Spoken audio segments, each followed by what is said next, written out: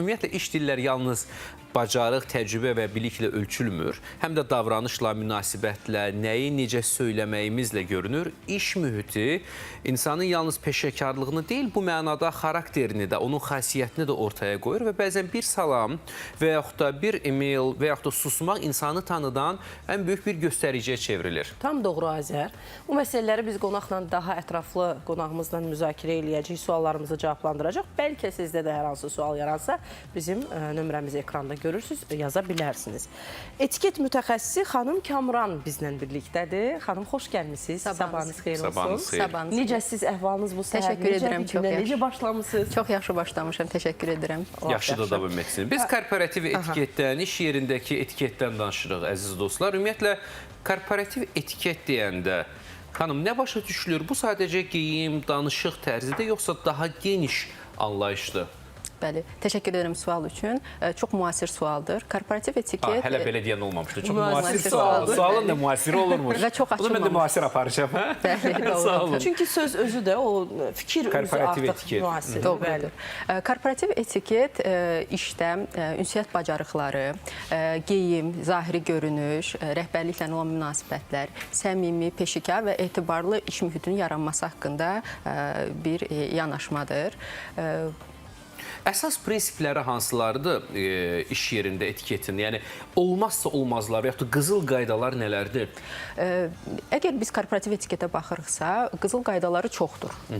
Və gəlin mən sizə ən əsaslarından danışım. Ən əsaslarından biri, əlbəttə biz danışırıqsa işdən, bu ünsiyyət bacarıqlarıdır. Dil, ton, vaxtında cavabların verilməsi.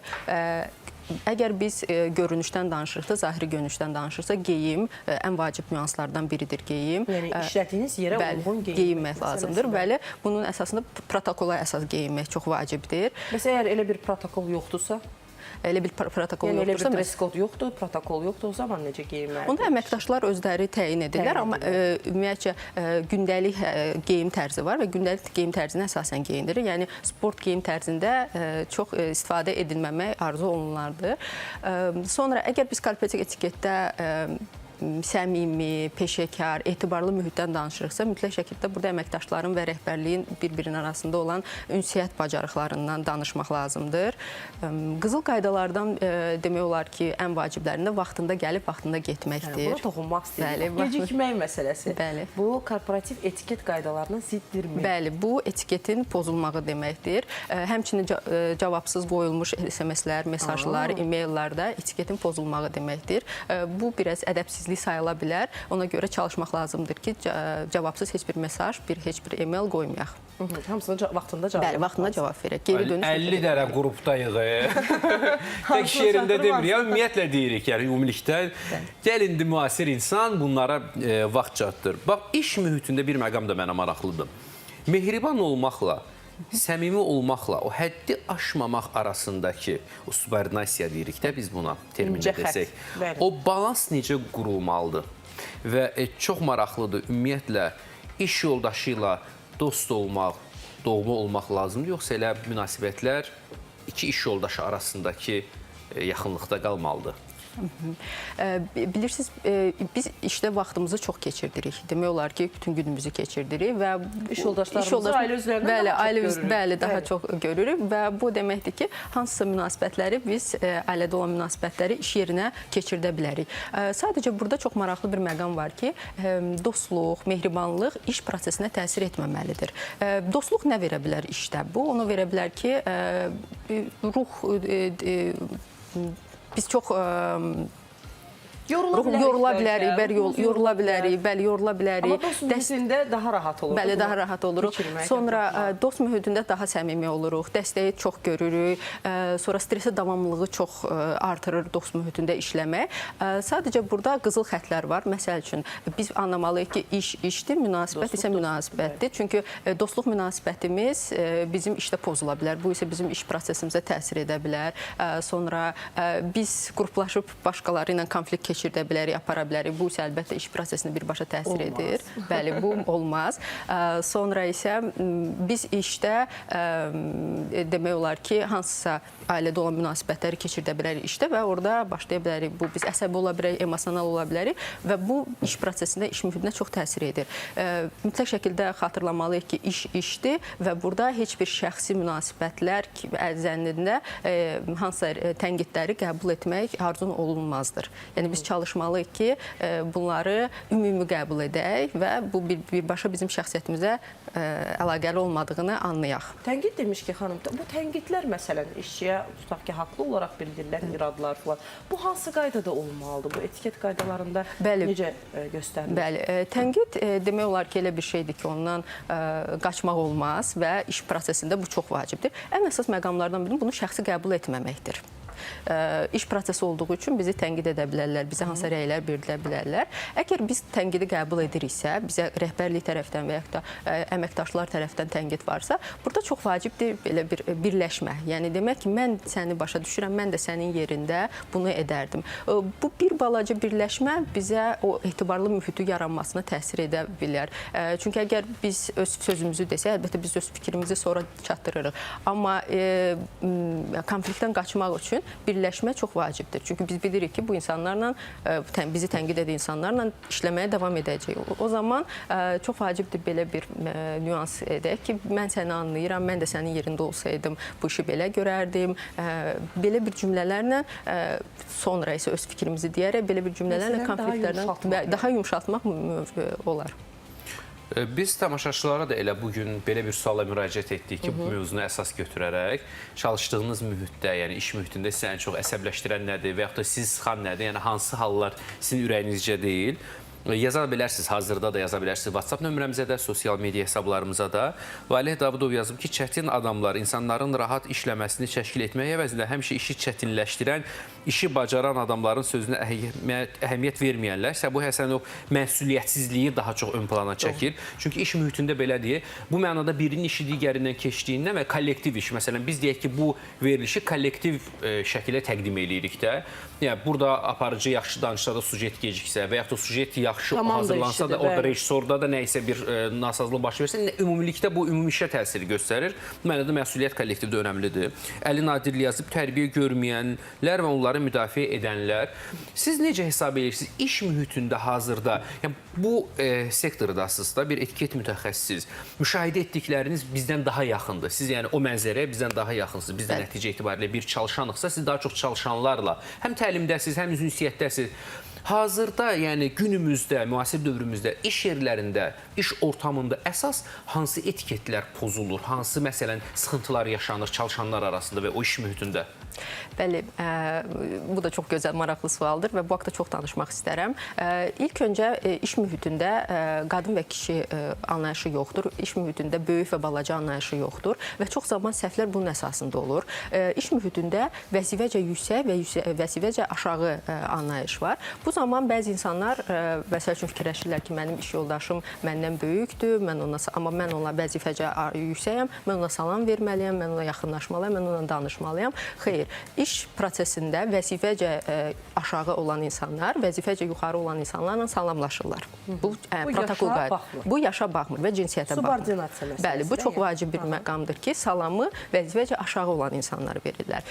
Çox zaman biz müşahidə edirik ki, insanlar yaxınlaşırlar, salam, müəllim, necəsiz sualı verirlər. O qədər olmaz, hə? Bu ümumiyyətcə olmaz. Necəsiz sualını vəzifəcə yuxarı insana, yüksək insana vermək olmaz. Bu etik sayılmır.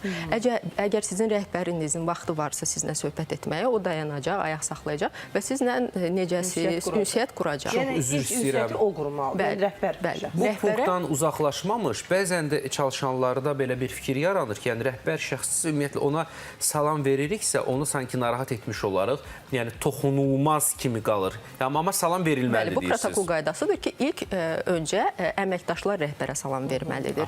Sonra? Amma necəsən sualı verməməlidir. Aydındır. Necə sənə rəhbər şəxs verə bilər? Bəli, rəhbər şəxs verə bilər. İkinci, əl sıxışmadan danışmaq istəyirəm ki, çox zaman vəzifəcə aşağı olan insanlar can atırlar əl sıxmağa. Bu da protokol qaydalarına ziddir. Bəli, vəzifəcə yüksək olan insan əlini uzatmalıdır və salamlaşmalıdır, əgər onun vaxtı varsa. Rəhbərlərə aid olan məqam budur ki, əgər rəhbər bir əməkdaşı ilə əl sıxaraq görüşübsə, onda hər biri ilə etməlidir bunu və yaxud da bunu etməməlidir. Bəli, ayrı seçkilik olmamalı. Ya heç kimlə etməməli, ya da hər biri ilə etməli. Bəli. Daha çox görünən məsələlərdən biri qapı döymə məsələsidir ki, rəhbərin otağına 2 dəfə qapını döyüb girmək lazımdır. Bəli. Necə, yəni? Bəli, 2 dəfə qapını döyüb girmək lazımdır. 3 dəfə və 1 dəfə olmaz, 2 dəfə. Və ən əsas məqamlardan biri bütöv bədəndən daxil olmaq lazımdır içəri otağa. Belə olmaz. Bəli, belə olmaz. Belə olmaz. Mənə tam krupnu verə bilərsiniz. Yəni yarımçıq olmaz. Hə, belə bir ki, müəllim olar məsələsi, hə? Bunu eləmək olmaz. Bunu eləmək olmaz. Amma psixoloji olaraq insanlar sıxılan sanki birinci başını belə içəri. Bəli, bu qorxu. Sanki qorxu əlaməti. Bütün bədəni salanda sanki belə çox olur da, sanki, hə? Bəli, bunun psixoloji məqamları odur ki, əgər biz bütöv bədənlə daxil oluruqsa, biz bütün şəxsiyyətlə mövcud oluruq və bu zaman rəhbərin bizi dinləməmək kimi bir şansı olmur. Yəni, biz bütün şəxsiyyətimizlə onun qarşısında dayanırıq. Əgər bizə keçin, əyləşin deməyiblərsə, əyləşmək olmaz. Deməli, bizim 3-5 dəqiqəmiz var ki, sözümüzü çatdıraq. Bəli. Əgər bizə təklif ediblərsə, keçin, əyləşin, onda bizim 10-20 dəqiqəmiz var ki, fikrimizi çatdıraq. Amma bizə əgər çay, kofe, su təklif ediblərsə, onda nə qədər istəyirsiniz otura bilərsiniz. Bəli, rəhbərin deməli vaxtı var və ondan fikrimizi çox aydın şəkildə çatdıra bilərik. Bu tək iş mühitinə aid deyil, yəni daha geniş bir anlayışdır da. Otağa girən və otaqda olan salamlaşma bu zaman birinci məsuliyyət kimin üzərində düşür? Otağa girən salamlaşır. Bəli. Otaqda əyləşən isə salamını. Əgər rəhbər şəxs isə biz, əgər otağa bir neçə dəfə insan girir, çıxırsa, onda o əyləşmək, durmaq vacib deyil. Amma o bir dəfə giribsə və biz onu sonra görməyəcəksə, durmaq arzu olunardı ki, durmalıyıq və onu qarşılamalıyıq. Bəli. Yəni, bu adi insani davranışlardır əslində. Bəs yazışmalarda necə olmalıdır? Baxın, bayaq e-mail məsələsi, WhatsApp yazışmaları, günümüzdə də bu çox aktualdır. Nələrə diqqət eləməliyik? Rəqəmsal etiket ümumiyyətlə bizim həyatımızın bir hissəsinə çevrilib. Rəqəmsal etiketin də etiket protokol qaydaları var. Sadəcə forması dəyişibdir. Məsəl üçün, götürək onlayn görüşlər. Bugün insanlar onlayn işləyirlər. Bu zaman mütləq şəkildə iclaslara vaxtında girməliyik. Əgər girə bilmiriksə, bunu mütləq şəkildə xəbər etməliyik öncədən. Sonra, əgər biz evdə işləyiriksə, əlbəttə ki, rahat paltarlar seçməyə düşünürük. Amma bir qeyd etmək pijamada onlayn görüşə girmək olmaz. Burada da rəsmi paltar olmasa belə işə uyğun bir paltar geyim seçməliyik. Çox vacibdir arxa fon. Arxa fon neytral olmalıdır. Qarışıq olmamalıdır, neytral olmalıdır. Bəli. Texnikadan istifadə qaydaları çox vacibdir. Əgər biz danışırıqsa, mikrofonu yandırmalıyıq. Sustuğumuz zaman mikrofonu mütləq söndürməliyik. Uşaqların hay-haraya düşməsin orada. Videodan istifadə qaydalarında isə mütləq şəkildə çalışmalıyıq, göz təması quraq bütün əməkdaşlarla. Yəni, biz onların hər birini gördüyümüzü görsədik.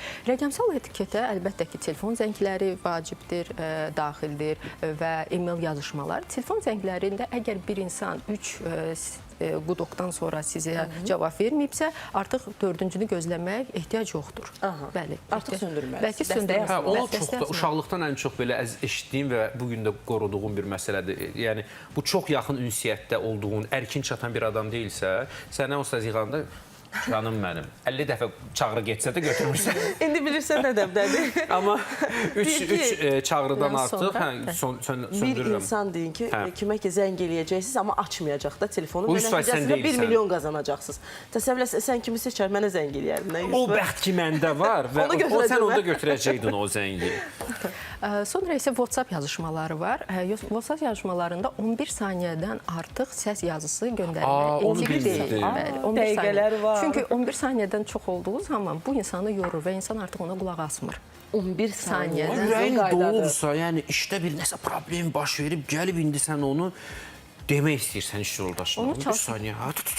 Bəli, bu Sən əlbəttə belə iş sənə prosesində. 11 göndərirsən. Tək 11. Əgər rəhbərə mütləq şəkildə biz 11 saniyədən artıq səs göndərməməliyik və rəhbərlə ünsiyyət zamanı çalışmalıyıq ki, yazışmalara çox yer verməyək və yazışmalar zamanı çox dəqiq, açıq dialoq Bir də aparaq. bir məsələ, birbaşa səs göndərmək Hə, necə ürəyim oxudun? Deyirlər olmaz. Yox, rəhbər şəxsə xeyr. olmaz. Ümumiyyətlə, tək rəhbər şəxsə yox. Bir dəfə eşitmişdim ki, hardasa tanımadığımız bir insana bu rəhbər deyilsə də, məsələn, Çox hər yaxın hansı adam bir deyilsə iş əgər, görüşü ilə bağlı ilk dəfə bir adama müraciət eləyirik.